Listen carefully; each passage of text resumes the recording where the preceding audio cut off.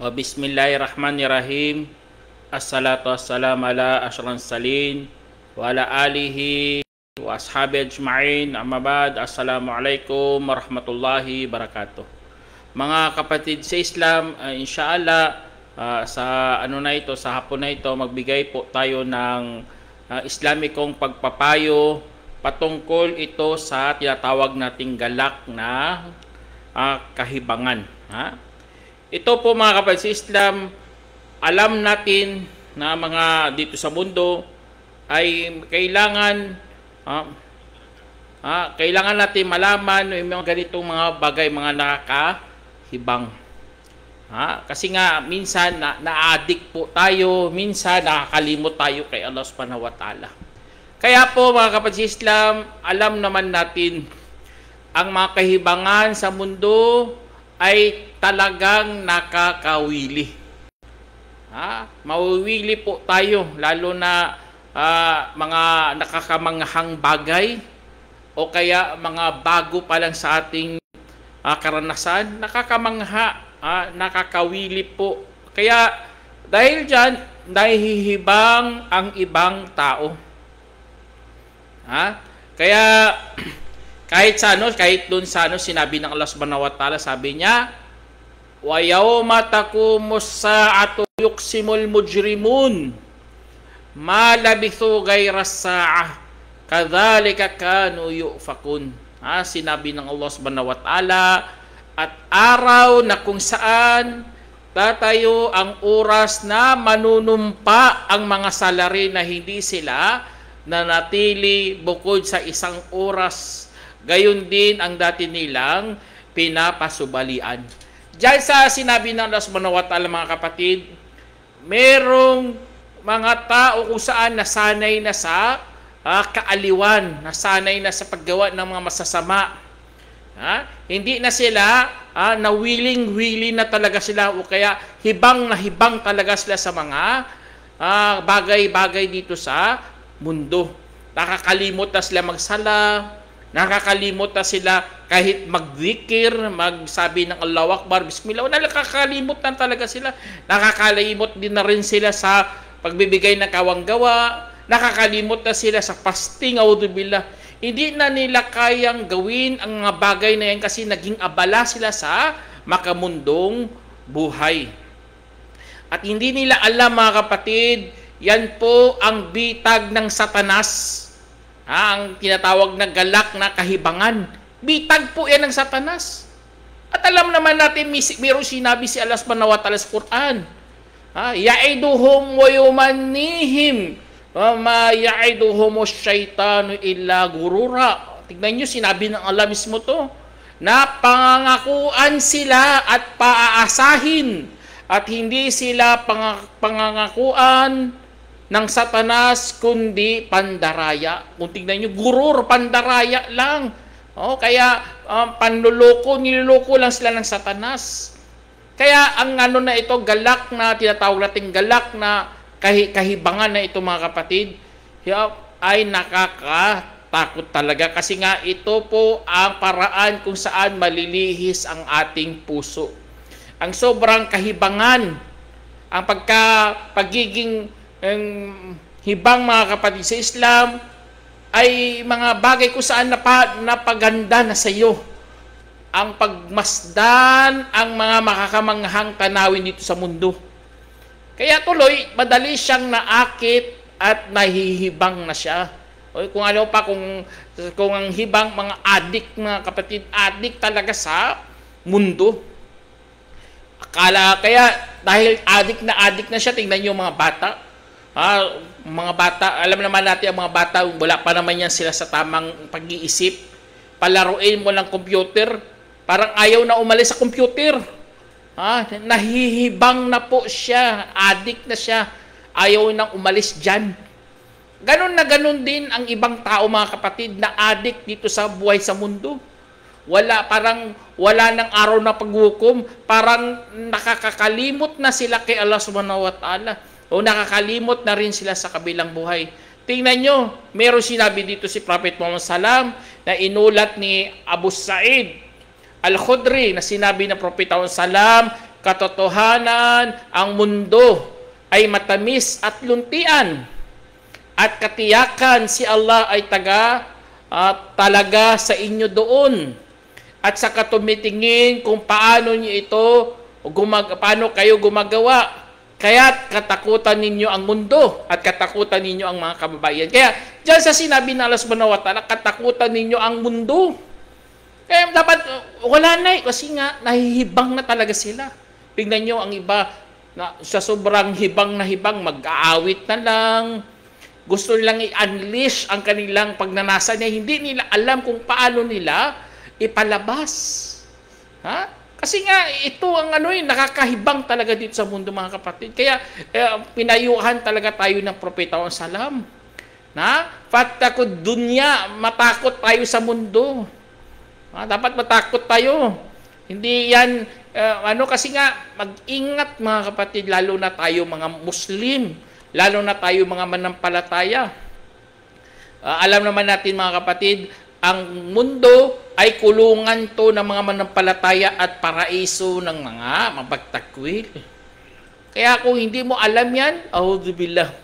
Kaya makinig po tayo lagi, at maniwala kay Allah subhanahu wa ta'ala.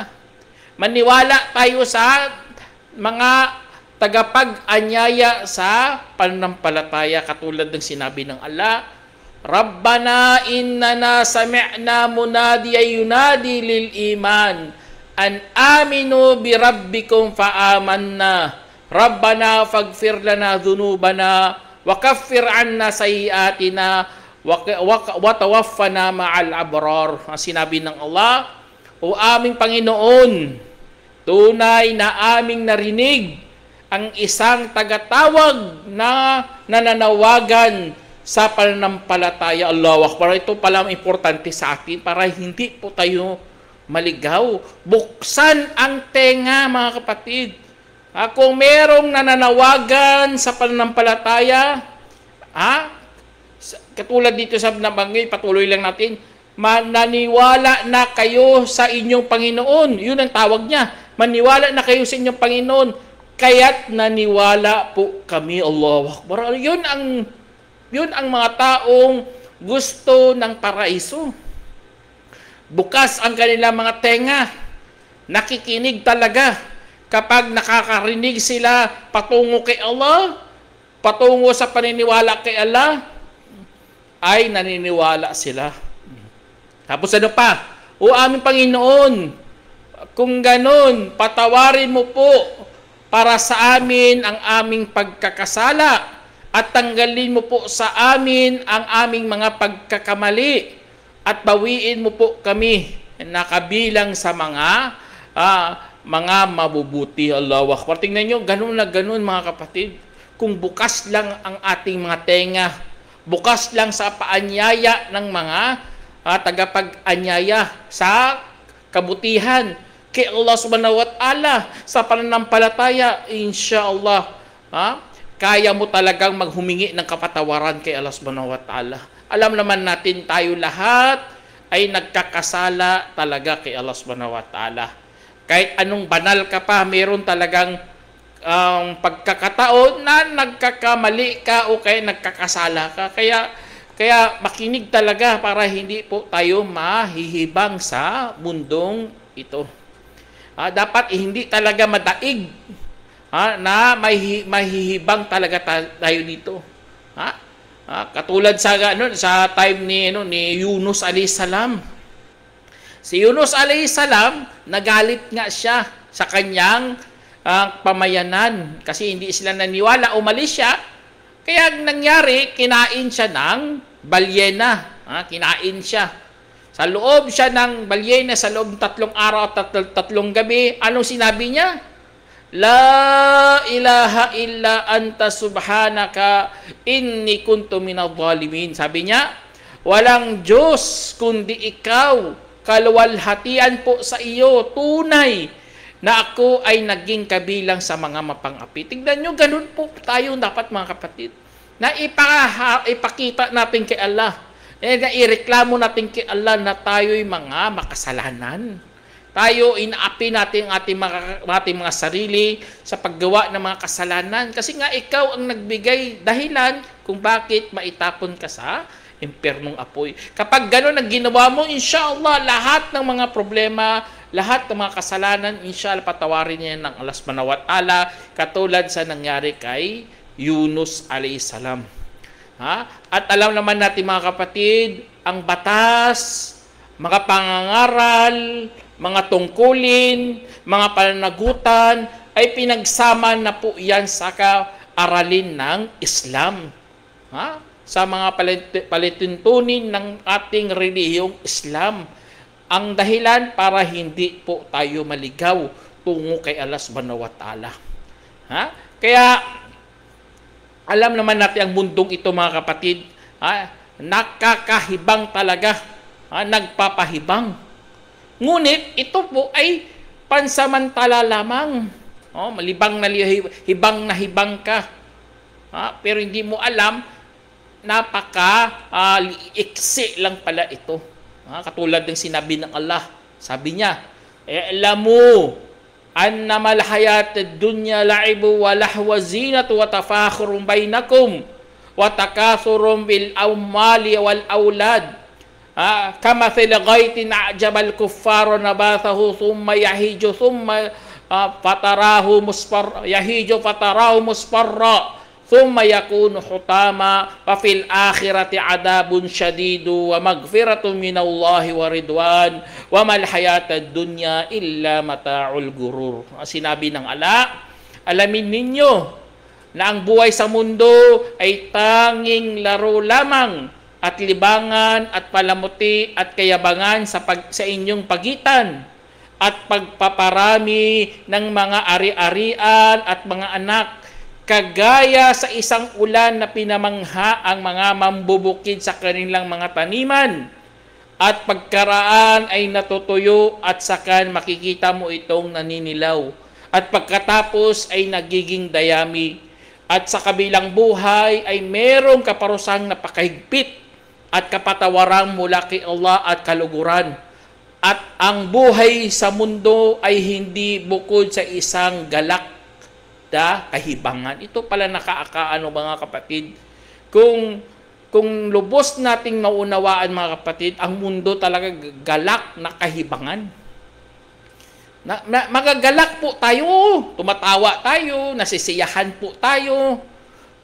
Pero napakaiksi. Kasi hindi naman pwede magagalak ka habang buhay, tawa ka lang tawa, baka sasabihin ng mga tao, baliw yata to eh.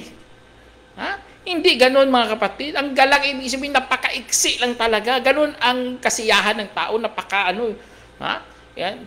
Gusto niya naman iba. Kaya ganun na ganun ang paghahalimbawa ng Allah subhanahu wa ta'ala. Ang pagiging malilibang ka sa mga tinatawag na kagalakan dito sa mundo, ay nakaka-alarming masyado yung mga kapatid. Kaya maglibang ka lang at huwag magpapahibang dahil ito ay nagpapalimot kay Allah subhanahu wa ta'ala. Wala problema, maglaro ka dyan, maglibang ka dyan, o ano pang gawin mo dyan. Basta, huwag ka lang magpahibang. Kasi hibang ka sa mga gawain dito sa mundo, tsak makakalimot ka talaga kay Allah subhanahu wa ta'ala. At alam naman natin kapag nakalimot tayo kay Allah, baka maggaya natin ang ibang mga tao. Ang mga ibang taong saan, hibang na hibang sa kanilang mga ari-arian. Katulad sa kwento ng Allah subhanahu wa ta'ala sa Suratul Kahf. Sabi ng Allah, at dati mayroong meron siyang mga prutas. Kaya kanyang sinabi sa kanyang nakasama habang nagkukwento ito, ako ang mas maraming kayamanin kaysa sa iyo at may malakas pa sa mga tao. At pumasok siya sa kanyang halamanan habang mapang-api sa kanyang sarili. Sinabi niya, hindi ako nag-aakala na maglalaho ito kailanman. Subhanallah, tingnan nyo, ganun na ganun umaabot ang kahibangan ng tao mga kapatid. Kumakala niya hindi ito maglalaho kailanman. At hindi ako nag-aakala na ang oras ay magaganap. Subhanallah, tingnan nyo, umabot talaga sa limitasyon. Pati oras, hindi raw magaganap. Tapos ito pa, sabi niya, ito pinakamalupit sa lahat. At kung sakali man makabalik ako sa aking Panginoon, ay sadyang makakahanap lang ako ng mas mainam pang babalikan kaysa dito. Subhanallah, tingnan nyo. Ano na talaga eh. O kung ano pa, over the backwood na talaga. Kung pabalikin man siya, eh mas mainam pa doon. Subhanallah. Ganon na ganon ginawa niya. Kung pabalikin pa siya, parang heaven na siya. Audubillah. Kaya, delikado talaga kapatid. Kaya sabi ko sa inyo, maglaro man kayo, maglibang man kayo, magsuot kayo ng mga kasuotan ng mga magaganda, magpayaman kayo, o kaya magpaparami ng anak, basta ikakalugod ni Allah subhanahu wa ta'ala at ayon sa kanyang kalooban. Walang problema yun. Ngunit huwag ka lang lumampas. Kasi kung lumampas ka dyan sa limitasyon ng Allah, sa hangganan ng Allah, ay tsak, makasali ka doon sa mga nasa ano ka, kahibangan ka. Audubillah.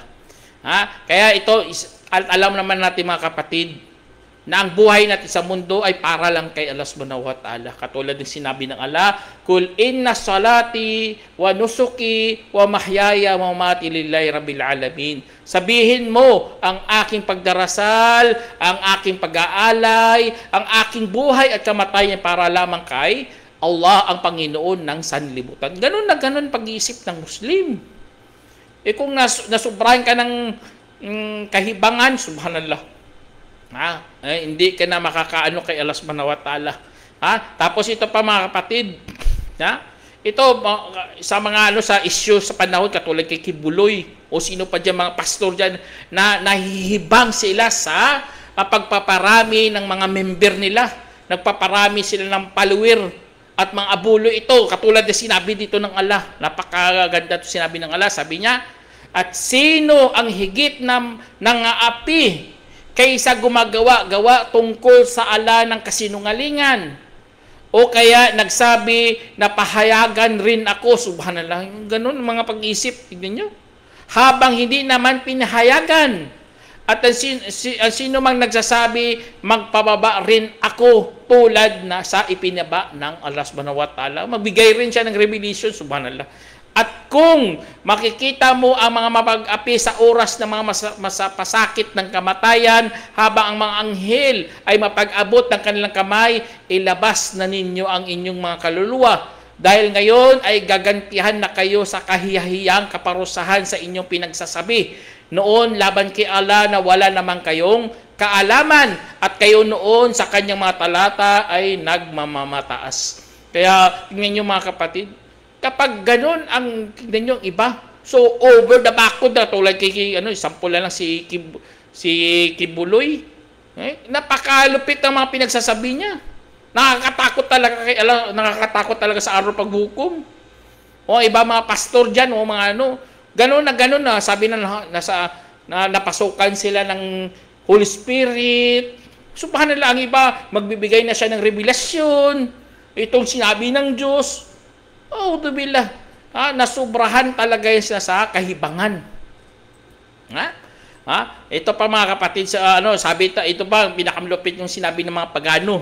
Sabi niya, وَقَالُوا مَا هِيَ إِلَّا حَيَاتُنَا الدُّنْيَا نَمُوتُ وَنَحْيَا وَمَا يُحْلِكُنَا إِلَّا الدَّهْرُ وَمَا لَهُمْ بِذَلِكَ مِنْ عِلْمٍ إِنْ هُمْ إِلَّا يَظُنُّونَ. Sabi ng Allah, at kanilang sinabi, hindi naman ito, kundi pamumuhay natin sa mundo, na tayo'y mamamatay at mabubuhay at walang makakasawi sa atin bukod sa panahon. Subhanallah.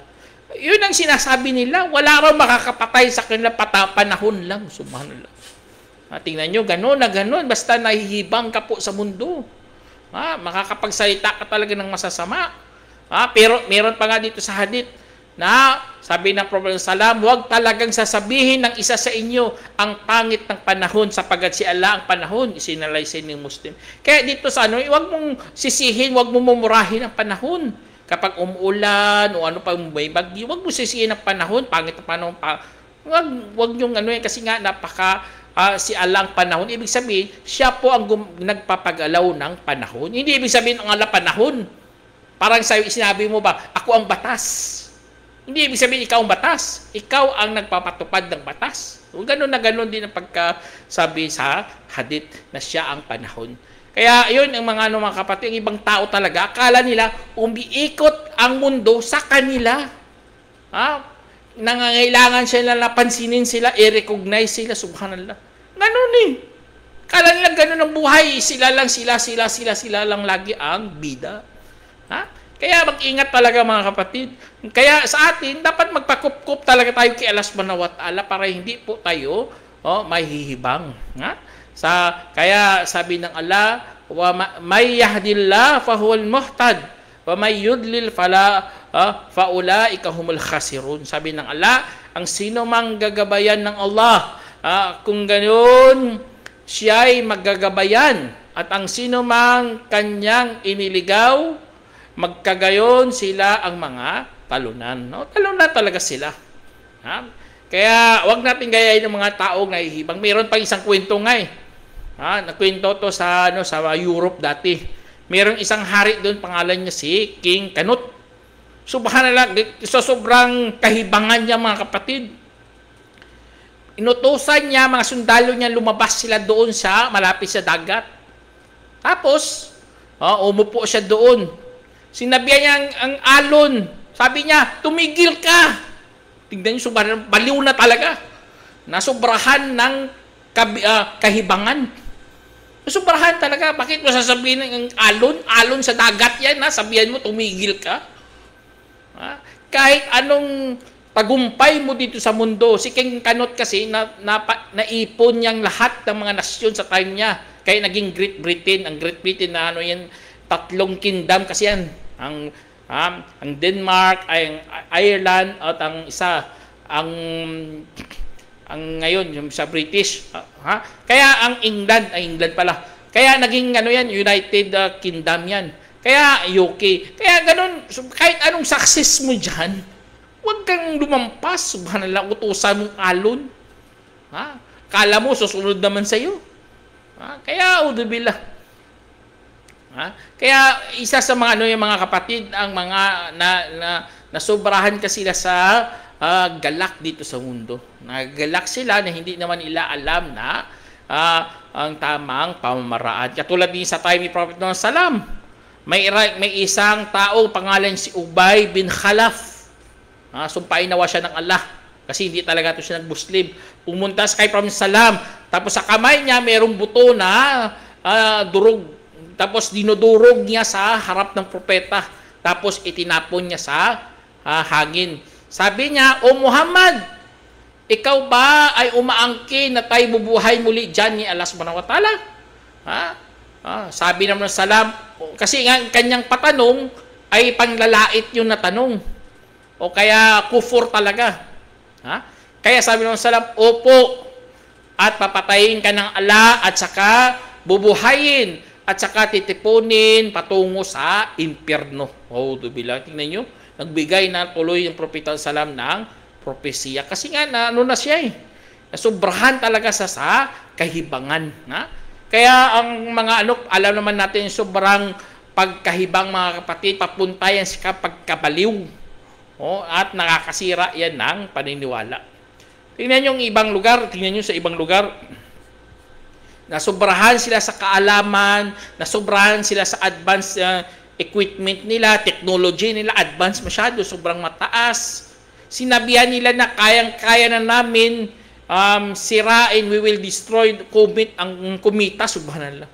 Ang mga parating na kumita sa earth, kayang-kaya na raw niya sirain, subhanallah. Ganun, hindi, wag kang magbalaki. Ang kaalaman mo na yan, binigyan ka ng Allah. Ang iba na naman nga, sa sobrang ganda ng kanilang mga pananamit, lalo na sa panahon ng mga may hari-hari pa. Ang kanilang mga damit sa mga hari, napakahaba hanggang likod. Nakasayad talaga sa lupa. Kaya, yung mga ganun na yung mga tao na yun, wag sila sana magyabang mga kapatid. Kasi yun, kahit sa may sa time ni Karon, ganun din, nagyabang din siya. Katulad na sinabi ng Allah, tanging binigyan lamang ako nito sanhi ng kaalaman na meron ako, subhanallah. Tingnan nyo. Ganun ang iba. Dahil sa aking talento, hindi nila alam, ginagaya lang nila si Karon. Meron pang iba nga eh. Ang iba na naman, subhanallah, sobrang nahibangan sila sa kanilang lakas, sa kanila sila ng mismo ang pinakamalakas dito sa mundo. Sa time ni Prophet Muhammad SAW, bumaba ang ayah. Sabi ng Allah subhanahu wa ta'ala, meron doong 19 na bantay sa impyerno to sa sa Quran.